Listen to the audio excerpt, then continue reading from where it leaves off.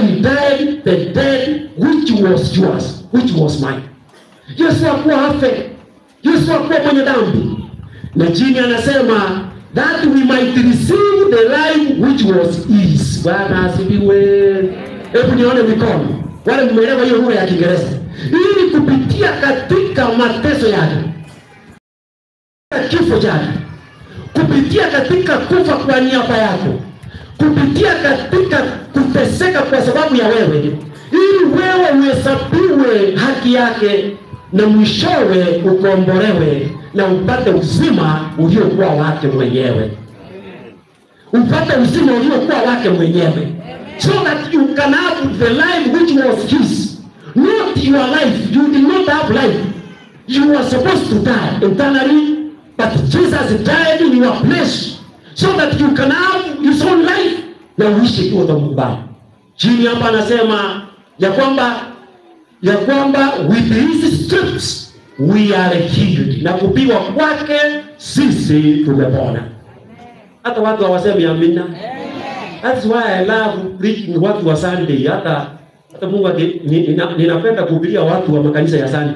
Maneno haya ningekuwa ninayasoma katika makanisa ya Sunday, wangekuwa wanasimama ile malita na kupiga makofi. Hata injili ilikuwa inawaka, hata hii stand zingeanguka. Lakini nyinyi ni kuangalia hivi. Hivi hata amina hakuna. Maneno mazito ya aina hii. Hata wengine hujawahi kuyasikia tangu dunia iwekwe misingi. Ndio unasikia hata unashindwa hii nini? Na usemi amina. Tumetosheka, tumepona. Na kwa kupigwa kwake sisi tumepona. Watu waronda. Bwana asifiwe. Hata kwa ya roho alibajiri unaita hapa hicho wimbo wimbo. Inakaa na uniform nzuri, inakaa kienyeji. Bwana asifiwe, lakini kwa amen. Alibajiri kwa ya Bwana, niona mikono yenu juu huko. Nitawaita kwa wimbo. Bwana asifiwe. Usije mkanilaani. Ambao mtukoni vitu kama nisini. Inasema hivi, lakini muendelee kutune, muendelee kuweka kitu yenu, si ile muda mnachukua 30 minutes. Endelea kuweka hiyo kitu. Huo wimbo endelea kuweka. Iwe ready. Mkisikuja hapa, sikiza.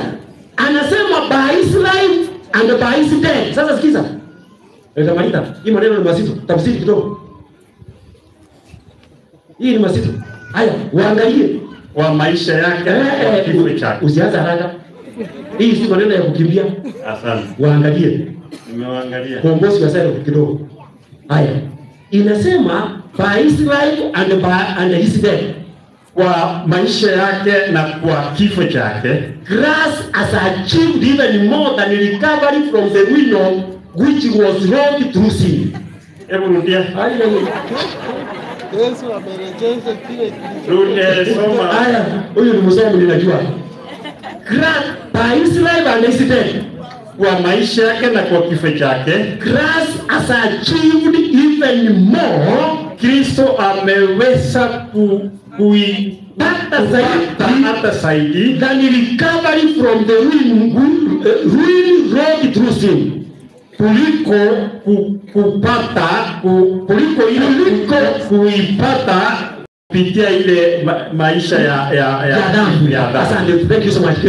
Ya kwamba kile Yesu amefanya, watu wanaona sikiza, ya kwamba hata kama dhambi ilileta matatizo, ikaleta kifo, ikaleta shida, what Christ has done. Ellen White anatuambia ni zaidi, ni kana sayari yetu haikuanguka kwa dhambi. Yaani hata hiyo Mungu sikia, hata yule kama hakusikia. Amen. Enda kama si hata wote wangeanza kunyamaza kusema amina, lakini useme amina.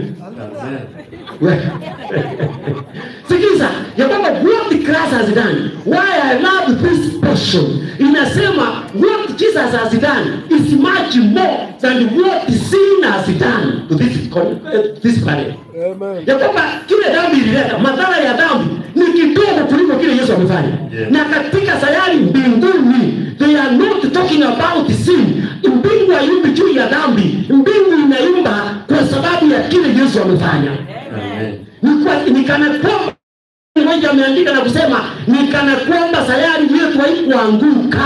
What Jesus has done, it is as if we were never fallen in sin. Iya Mungu sikia. Iya Mungu sikia. It is like we were never fallen. Hatukuanguka.